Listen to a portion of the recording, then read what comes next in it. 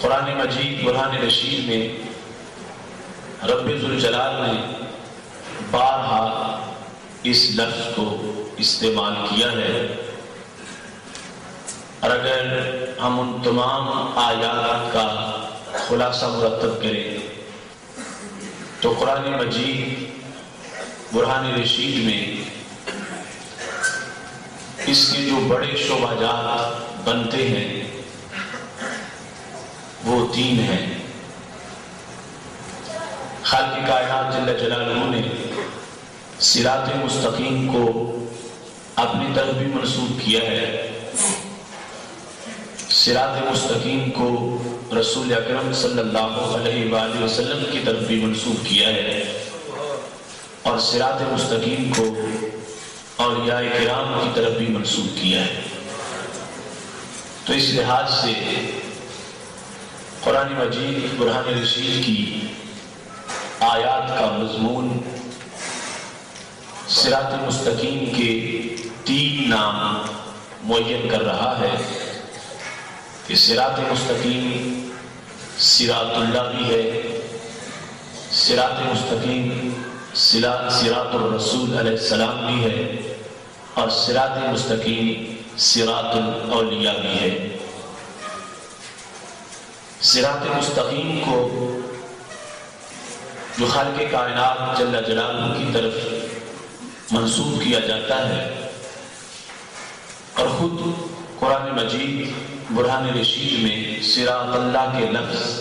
موجود ہیں، اس کی کئی وجوہات ہیں۔ سورہ ہود میں آیت نمبر 56 ہے کہ حضرت ہود علیہ السلام جب اپنی قوم کو تبلیغ کر رہے تھے تو آپ کا بیان یہ تھا، اِنَّ رَبِّي عَلَىٰ صِرَاطٍ مُسْتَقِيمٍ۔ رسول اکرم نور مجسم شفیع معظم صلی اللہ علیہ وآلہ وسلم کا صراط مستقیم پر ہونا، اس کا ایک تو یہ مطلب ہے کہ آپ خود صراط مستقیم پر گامزن ہیں، اور خالق کائنات جل جلالہ کے دربار کی طرف آپ کا سفر جاری ہے، اس انداز میں کہ خود رسائی حاصل ہے اور لوگوں کو اللہ کے دربار کی طرف رسائی دلوا رہے ہیں۔ خود موجود ہونے کے لحاظ سے بھی کہ خود اسی صراط مستقیم پر گامزن ہیں، صراط مستقیم کو آپ کی طرف منسوب کیا گیا، اور اس لحاظ سے بھی کہ آپ اوروں کو صراط مستقیم کی دعوت دیتے ہیں اور پھر ان کی انگلی پکڑ کے ان کو چلاتے بھی ہیں اور منزل تک پہنچاتے بھی ہیں۔ رسول اکرم نور مجسم شفیع معظم صلی اللہ علیہ وآلہ وسلم کے اسی منصب کو خالق کائنات جل جلالہ نے قرآن مجید کے اس مقام پر بیان کیا ہے جب فرمایا وَوَجَدَكَ ضَالًّا فَهَدَىٰ۔ خالق کائنات جل جلالہ نے رسول اکرم صلی اللہ علیہ وسلم کا جو صراط مستقیم پر ثبات ہے اس کو ہمیشہ کے لیے بیان کر دیا۔ امام فخر الدین رازی تفسیر کبیر کی جلد نمبر 16 صفحہ نمبر 217 پر اس کا معنی بیان کرتے ہوئے فرماتے ہیں کہ ضالًا کا معنی کیا ہے؟ کہتے ہیں العرب تسمی شجرۃ الفریدۃ فی الفلاۃ ضالہ، کہ عرب اس درخت کو ضالہ کہتے تھے جو بہت لمبے چوڑے صحرا میں ایک ہی ہو اور دور دور تک اس کے سوا کوئی درخت بھی نظر نہ آ رہا ہو۔ اب اس درخت میں 2 جہتیں خاص قابل توجہ ہیں، وہ یہ ہے کہ وہ درخت جو اتنے بڑے صحرا میں ایک ہی ہو اس کو دیکھ کر راہوں کو متعین کیا جاتا ہے، شرق و غرب شمال و جنوب کا تعین، اور منزل تک پہنچنے کے لیے اس کو پیش نظر رکھا جاتا ہے۔ ہر طرف سے چلنے والا راہی اس کو سامنے رکھتا ہے اور اس کے پاس جا کر اپنے راستے کا تعین کرتا ہے۔ تو خالق کائنات جل جلالہ نے رسول اکرم صلی اللہ علیہ وسلم کی اس حیثیت کو اجاگر کیا کہ انسانیت کو کچھ نظر نہیں آ رہا تھا، اور عرب جو ہیں وہ جہالت کے گٹاٹوپ اندھیروں میں بھٹک رہے تھے۔ ہم نے تجھے اس دور میں بھی ہدایت کا علمبردار پایا ہے، اور لوگوں کو تمہارے صدقے ہدایت عطا فرمائی ہے۔ اور پھر اس بنیاد پر بھی ضالن کہا گیا کہ جس وقت ساری زمینیں بانجھ تھیں اور کہیں کسی طرح کی کوئی پیداوار نظر نہیں آ رہی تھی اور کوئی درخت بھی بار آور نہیں تھا اور کسی پر بھی ایمان، معرفت اور حقانیت کا کوئی پھل نظر نہیں آ رہا تھا، تو خالق کائنات جل جلالہ نے اس وقت بھی جو رسول اکرم صلی اللہ علیہ وسلم کی ذات میں معرفت موجود تھی اور ہدایت کا جذبہ موجود تھا، اس کو بیان کرتے ہوئے آپ کو ضالن کے ساتھ تعبیر کیا اور صراط مستقیم کے ساتھ جو آپ کا پختہ تعلق ہے اس کو ہمیشہ کے لیے واضح فرما دیا۔ سید عالم نور مجسم شفیع معظم صلی اللہ علیہ وآلہ وسلم کا صراط مستقیم پر ہونا یہ ہمیشہ کے لیے انسانیت کا ایک بہت بڑا سہارا ہے، اور رسول اکرم صلی اللہ علیہ وسلم کا صراط مستقیم کے تمام اسرار و رموز سے مطلع ہونا یہ غمزدوں کے لیے بہت بڑی امید ہے۔ مجدد دین و ملت امام اہل سنت حضرت امام احمد رضا خان فاضل بریلوی رحمۃ اللہ علیہ اس لیے کہتے ہیں، راہ عرفاں سے جو ہم نادیدہ رو محرم نہیں، مصطفیٰ ہے مسند ارشاد پر کچھ غم نہیں۔ اگرچہ ہمیں وہ جو راہ عرفاں ہے اس کے تمام نشیب و فراز سے اور اسرار و رموز سے آگے ہی نہیں، لیکن ہمیں کوئی غم نہیں ہے اس واسطے کہ اس راستے پہ چلانے والے حضرت محمد مصطفیٰ صلی اللہ علیہ وآلہ وسلم، ان کو خالق کائنات جل جلالہ نے وہ صراط مستقیم کا ایسا مینارہ نور بنا دیا ہے کہ ہمیشہ وہ اللہ کی دی ہوئی تجلیوں کو آگے بانٹ رہے ہیں، اور آج بھی ان کی چمک سے صراط مستقیم میں چمک ہے، اور اسی چمک سے آج سینے بھی منور اور روشن ہیں۔ رسول اکرم نور مجسم شفیع معظم صلی اللہ علیہ وآلہ وسلم کا یہ بلند کردار، اس کی بنیاد پہ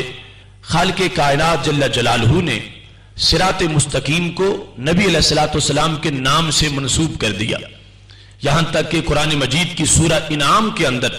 آیت نمبر 153 کے اندر خالق کائنات نے یہ فرمایا ہے وَأَنَّ هَذَا صِرَاطِ مُسْتَقِيمًا فَاتَّبِعُوهُ، بے شک میرا یہ راستہ سیدھا ہے، اے لوگو اس کی اتباع کرو۔ یہاں پر میرا راستہ، یہ رسول اکرم صلی اللہ علیہ وسلم صراط مستقیم کو فرما رہے ہیں، چونکہ پیچھے جو اسلوب آ رہا ہے قُلْ تَعَالُوا أَتْلُوا، اس سے لے کر بعد تک جتنے متکلم کے سیغے ہیں وہ سارے رسول اکرم صلی اللہ علیہ وسلم کی ذات کے لحاظ سے ہیں، اور جو غیب کے سیغے ہیں وہ خالق کائنات کی ذات کے لحاظ سے ہیں۔ تو یہاں پر نبی اکرم صلی اللہ علیہ وسلم نے جس راستے کو اپنا راستہ کہا ہے، خالق کائنات جل جلالہ نے اس کو صراط مستقیم فرمایا ہے۔ تو صراطی میرا راستہ یہ رسول اکرم صلی اللہ علیہ وسلم صراط مستقیم کو اپنا راستہ کہہ رہے ہیں، اور ادھر رب ذوالجلال صراط اللہ فرماتا ہے کہ یہ اللہ کا راستہ ہے، اور پھر صراط الذین انعمت علیہم، یہی انعام یافتہ لوگوں کا راستہ ہے جن پر خالق کائنات جل جلالہ کی طرف سے انعام ہوا۔ تو اس سے یہ بات بالکل واضح ہو کر سامنے آ جاتی ہے کہ خالق کائنات جل جلالہ نے کس انداز میں اپنی ہدایت کے ان علمبرداروں کو اپنی دربار کی علامت بنا دیا ہے۔ ایک ہی راستہ ہے اور وہ صراط مستقیم ہے، اور اس کے نام مختلف ہیں اور حقیقت میں ایک ہی نام ہے، چونکہ جس راستے کو صراط نبوی کہا جاتا ہے یا صراط الرسول علیہ السلام کہا جاتا ہے، وہی راستہ صراط اللہ ہے، وہی راستہ صراط الاولیاء ہے۔ تو خالق کائنات جل جلالہ نے اپنے راستے کو ان عظیم ذوات کی طرف منسوب کر کے ہمیشہ کے لیے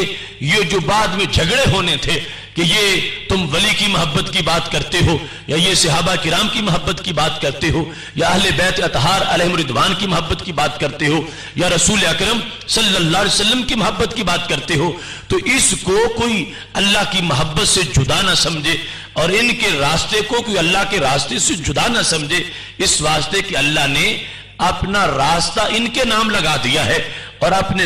راستے کا تعارف ان لوگوں کے تعارف سے کروایا ہے. صراط مستقیم کو صراط اللہ بھی کہا ہے, صراط الرسول بھی کہا ہے, صراط الذین انعمت علیہم صراط اولیاء بھی کہا ہے. تو اس انداز میں خالق کائنات جل جلالہ نے صراط مستقیم کی جو خود ڈیفینیشن کی اور جو خود تعارف کروایا, اگر اس کی تمام جہات کو دیکھا جائے تو ہمیں حوصلے ہمارے بلند ہوتے ہیں کہ خالق کائنات جل جلالہ نے وہ ساری نشانیاں ہمیں عطا فرما رکھی ہیں. اس مقام پر جو 3 تقسیم کی گئی, صراط اللہ, صراط رسول اور صراط اولیاء. صراط اولیاء میں صراط الذین انعمت علیہم, راستہ ان لوگوں کا اے اللہ جن پر تو نے انعام کیا. اور خود خالق کائنات جل جلالہ نے سورہ نساء کی آیت نمبر 69 کے اندر یہ وضاحت کر دی کہ وہ انعام یافتہ لوگ کون سے ہیں. فرمایا وَمَن يُطِعِ اللَّهَ وَالرَّسُولَ فَأُولَٰئِكَ مَعَ الَّذِينَ أَنْعَمَ اللَّهُ عَلَيْهِم مِّنَ النَّبِيِّينَ وَالصِّدِّيقِينَ وَالشُّهَدَاءِ وَالصَّالِحِينَ, کہ وہ لوگ جن پر اللہ نے انعام کیا وہ انبیاء کرام علیہ السلام ہیں, وہ صدیقین ہیں, وہ شہداء ہیں اور وہ صالحین ہیں. تو خالق کائنات جل جلالہ نے خود اس بات کی دوسرے مقام پر وضاحت کر کے اس کو ثابت کر دیا کہ راستہ ایک ہی ہے. وہ راستہ میں نے اپنی طرف بھی منسوب کیا اور اللہ کی طرف نسبت اور جہاد سے ہے. وہی راستہ رسول اکرم صلی اللہ علیہ وسلم کی طرف منسوب کیا گیا اور وہی راستہ اولیاء کرام علیہم الرضوان اور انبیاء کرام ان سب کی طرف خالق کائنات جل جلالہ نے منسوب کیا ہے. اب یہ نسبت, یہ اجالا ہے صراط مستقیم کا, یہ روشنی ہے صراط مستقیم کی. آج کا جو ہمارا موضوع ہے کہ صراط مستقیم کی روشنی, اس سے مراد کیا ہے؟ اللہ کی محبت, اللہ تعالیٰ کے رسول صلی اللہ علیہ وسلم کی محبت, صحابہ کرام علیہم الرضوان کی محبت, اہل بیت اطہار کی محبت, ائمہ طریقت و شریعت کی محبت, اولیاء کرام کی محبت. یہ ہے وہ روشنی جو قرآن نے بیان کی ہے. اور خالق کائنات جل جلالہ نے ہم پر کتنا احسان کیا ہے کہ رب ذوالجلال نے ہمیں یہ ہمہ جہت محبتیں عطا فرمائی ہیں جو سمٹ کے ایک نام پاتی ہیں جس کو صراط مستقیم سے تعبیر کیا جاتا ہے. اب یہ راستہ اولیاء کرام کی طرف کس لحاظ سے منسوب کیا گیا؟ تو اس کی بھی 2 جہتیں ہیں. ایک تو وہ اس لحاظ سے کہ وہ خود صراط مستقیم پر چل رہے ہیں, صراط مستقیم پر گامزن ہیں اور انہیں صراط مستقیم کی ہدایت حاصل ہے. اور دوسرا اس لحاظ سے کہ وہ بھی اس ہدایت کو بانٹنے میں مصروف ہے, اس ہدایت کو آگے تقسیم کرتے ہیں اور یہ ہدایت آگے عطا کرتے ہیں. تو چونکہ صراط مستقیم کی ہدایت ان سے آگے تقسیم ہوتی ہے, اللہ نے ان کی طرف بھی صراط مستقیم کو منسوب کر دیا. اور چونکہ خود بھی یہ صراط مستقیم پر گامزن رہتے ہیں اور صراط مستقیم ہی ہر وقت ان کے پیش نظر ہے, تو خالق کائنات جل جلالہ نے ان کی طرف صراط مستقیم کی نسبت فرما دی ہے. یہاں تک کہ اگر احادیث نبوی علی صاحب الصلاۃ والسلام کا ایک جائزہ مرتب کیا جائے تو خلاصہ ان الفاظ کے ساتھ سامنے آ جاتا ہے کہ اولیاء کرام کا جب تعارف کروایا گیا ہے نبی علیہ الصلاۃ والسلام کے الفاظ میں, تو اس وقت اسی حقیقت کو واضح کیا گیا اذا رؤوا ذکر اللہ, کہ وہ کہ جن کو دیکھا جائے تو خدا یاد آ جائے. وہ صراط مستقیم کے ایسے مینار ہے اور صراط مستقیم کی ایسی علامت ہے اور صراط مستقیم کا ایسا حوالہ ہے. ان کے اندر تو نور ہے ہی, ان کا دل تو معرفت کا خزینہ ضرور ہی ہے, ان کے باطن میں تو تجلیاں ضرور ہیں, لیکن وہ تجلیاں اس قدر زائد ہو چکی ہیں کہ دل سے چہرے تک منتقل ہو چکی ہیں اور وہ نور ان کی پیشانی سے ٹپکتا ہے اور وہ دل کا چراغاں ان کے رخسار تک آ گیا ہے. یہاں تک کہ رسول اکرم صلی اللہ علیہ وسلم ارشاد فرماتے ہیں اذا رؤوا ذکر اللہ, جب ان کو دیکھا جاتا ہے اور ان کا دیدار کیا جاتا ہے اور ان کی زیارت کی جاتی ہے تو یہاں سے بھی ہدایت ملتی ہے, یہاں سے بھی رہنمائی ملتی ہے. دیکھا ان کو جا رہا ہے، لیکن نور ایسا ہے کہ جس سے اللہ کی یاد تازہ ہوتی ہے، خالق کائنات جل جلالہ کی طرف رہنمائی ملتی ہے، رب ذوالجلال کے دربار کا تعارف حاصل ہوتا ہے۔ اس واسطے یہ ذوات بھی مستحق ہیں کہ ان کی طرف صراط مستقیم کو منسوب کر دیا جائے۔ اس کی مثال اس چراغ کی سی سمجھو کہ جو ایک کمرے کو روشن اس انداز میں کرتا ہے کہ اس چراغ کو روشن دان میں رکھا گیا ہے، چراغ بڑا پاورفل ہے، روشن دان میں پڑا ہے، تو اس کی وجہ سے اندر کمرے میں بھی روشنی ہے اور کمرے سے باہر بھی روشنی ہے، کمرہ بھی منور ہے اور کمرے سے باہر بھی چراغاں ہے۔ تو یہ اللہ کے ولی کی معرفت اور اس کی ہدایت اس کے باطن کو بھی روشن کر رہی ہے، اور وہ اس طرح چہرے تک نور پہنچا ہوا ہے، اور چہرے تک ہی محدود نہیں، آگے جدھر وہ توجہ کرتا ہے خالق کائنات جل جلالہ نے اس کو ایسی طاقت دے رکھی ہے کہ اس کی کرنوں سے آگے اندھیرے مٹتے ہیں، اور اللہ تبارک و تعالی اس کے نور سے آگے دلوں کو منور فرما دیتا ہے۔ جس وقت انسان کو ماحول کے اندر ایسی شخصیات ملتی ہیں تو اس کا سب سے بڑا مسئلہ حل ہوتا ہے، اس کو خالق کائنات جل جلالہ کے دربار کی طرف جہاں سے رہنمائی ملتی ہے تو یہ ایک طبعی امر ہے، اس کا ان ذوات کے ساتھ پیار ہو جاتا ہے اور ان سے وہ منسلک ہو جاتا ہے اور ان کی طرف متوجہ ہو جاتا ہے، ان کے پاس بیٹھتا ہے، ان کی صحبت اختیار کرتا ہے، ان کے ملفوظات سنتا ہے، ان کی تحریریں پڑھتا ہے اور ان کی محبت میں جیتا ہے۔ یہ سارے معاملے حقیقت میں صراط مستقیم ہی کی ایک ضرورت کا حصہ ہے، جو بندے کو صراط مستقیم کی ضرورت ہے۔ تو اس واسطے ان چیزوں کو پھر ایسا ان کا شرعی نام نہیں رکھا جائے گا کہ جس میں کوئی قباحت یا کسی طرح کا کوئی حرج ہو، بلکہ یہ تمام امور جو ہیں ان کو صراط مستقیم کا نصاب قرار دیا جائے گا، اور صراط مستقیم کے نصاب کے لحاظ سے ان کے اندر جو شخص اپنا وقت گزارتا ہے یا ادھر متوجہ ہوتا ہے اس کو دین کے کام کا ایک حصہ قرار دے کر ان اللہ اتنے اجر کی امید رکھی جائے گی کہ خالق کائنات جل جلالہ اس بندے کو اتنا نواز سکتا ہے کہ اگرچہ بظاہر اس کا آنا جانا ایک انسان کی طرف ہی رہتا ہے، لیکن رب ذوالجلال کے دربار میں ہر سانس اس کا بندگی میں شمار ہوتا ہے۔ رسول اکرم نور مجسم شفیع معظم صلی اللہ علیہ وسلم کا فرمان گرامی صحیح مسلم شریف میں موجود ہے۔ حضرت ابو ہریرہ رضی اللہ تعالی عنہ اس کی روایت کرتے ہیں کہ رسول اکرم صلی اللہ علیہ وسلم پہلی امتوں میں سے ایک اللہ کے ولی کا تذکرہ کر رہے تھے کہ جس ولی کو ملنے کے لیے ایک محب صادق گھر سے نکلا ہے، اور حدیث کے لفظ ہے ان النبی صلی اللہ علیہ وسلم ان رجلا زار اخا له فی قریۃ اخرى، ایک شخص اپنے بھائی کو ملنے کے لیے نکلا، بھائی سے مراد وہ دین کا بھائی ہے اور دینی جذبے کا بھائی ہے، یہ اس کو ملنے کے لیے اپنے گھر سے نکلا ہے، اور ابھی آگے یہ بیان آئے گا کہ نکلنے کا مقصد کیا تھا اور اس کے سفر کرنے کا حقیقت میں باعث کیا تھا۔ اس کا یہ سفر اللہ کے دربار میں اتنا عظیم تھا کہ ادھر یہ گھر سے نکل رہا تھا، ادھر اللہ تعالیٰ عرش سے فرشتوں کو روانہ کر رہا تھا۔ فَأَرْسَدَ اللَّهُ عَلَى مَدْرَجَتِهِ مَلَكًا،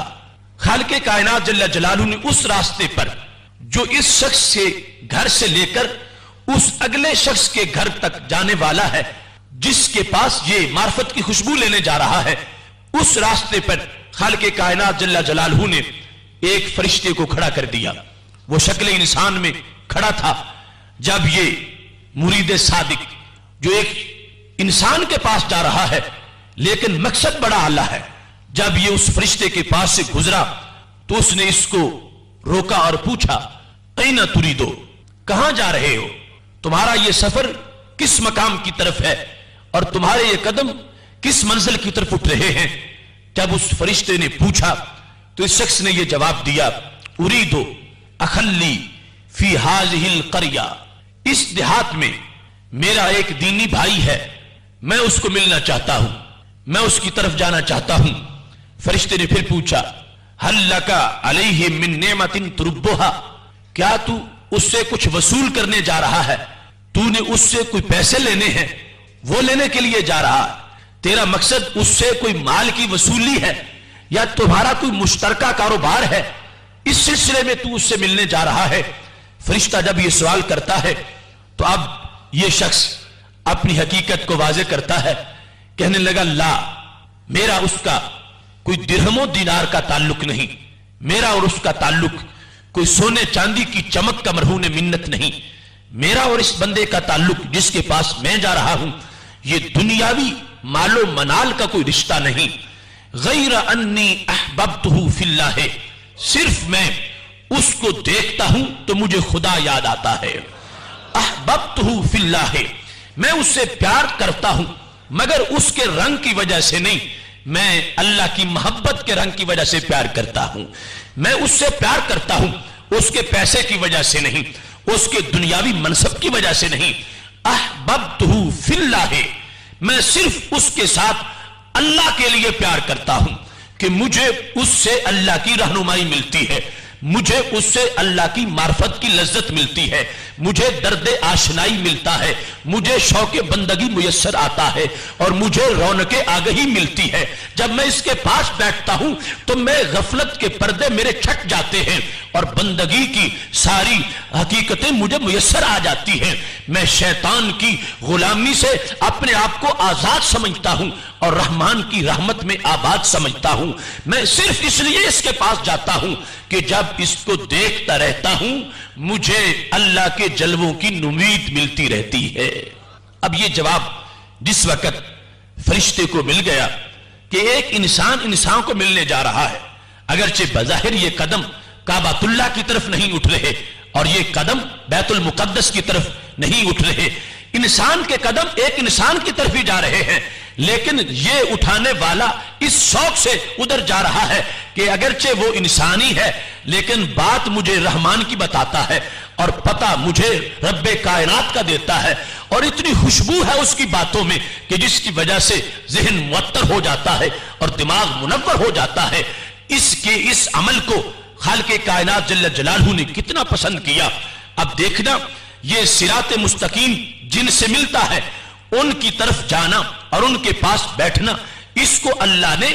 غیر کی طرف سفر قرار نہیں دیا، چونکہ وہ لوگوں کو اللہ ہی کی طرف پہنچا رہے ہیں، تو خالق کائنات جل جلالہ نے بھی ان کی طرف جانے والوں کو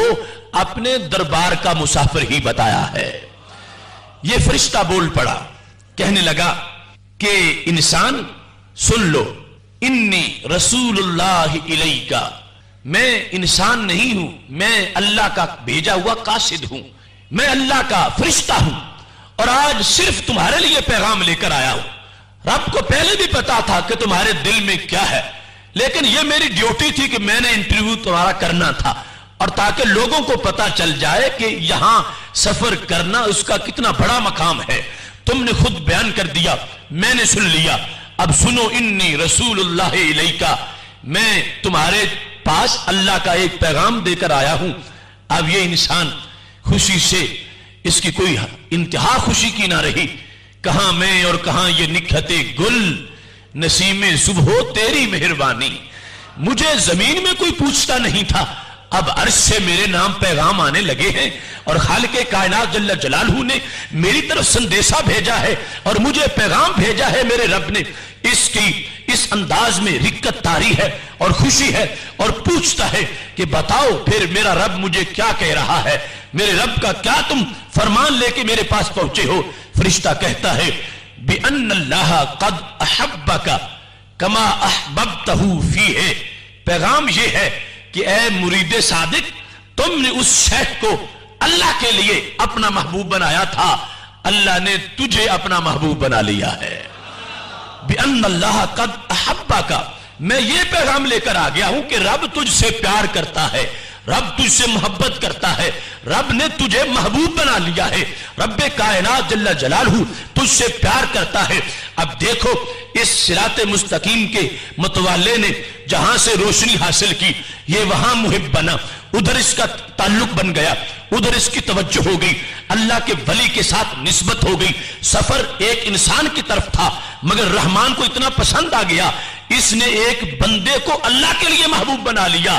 اللہ نے اسے اپنا محبوب بنا لیا، کہ وہ بندہ جسے تو نے محبوب بنایا، اے بندے وہ میرا بھی محبوب ہے، اس نے میرے ہاں اتنی کاوش کی ہے، دن رات بندگی میں مصروف رہا ہے، اس نے اس انداز میں میرے ہاں اپنی چاہتوں کا نذرانہ پیش کیا ہے، گرمی ہوتی ہے یا سردی ہوتی ہے، صبح کا وقت ہوتا ہے یا شام کی گھڑیاں ہوتی ہیں، رات کا موسم ہوتا ہے یا دن کے حالات ہوتے ہیں، جیسا بھی ہو وہ مجھے بھولتا نہیں، ہر وقت مجھے یاد کرتا ہے، اس کے دل کے دریچے میرے ذکر سے آباد رہتے ہیں، میں نے اس کو اپنا محبوب بنا لیا ہے، اب اس کا درجہ میرے دربار میں اتنا بڑا ہو چکا ہے، جو اس کا محب بنتا رہے گا وہ میرا محبوب بنتا رہے گا۔ کتنا بڑا مقام ہے اللہ کی اس ولی کا، پا گئی آسودگی کوئے محبت میں وہ خاک، مدتوں آوارہ جو حکمت کے صحراؤں میں تھی، انسان خود محب خدا بننے کے لیے نکلتا ہے،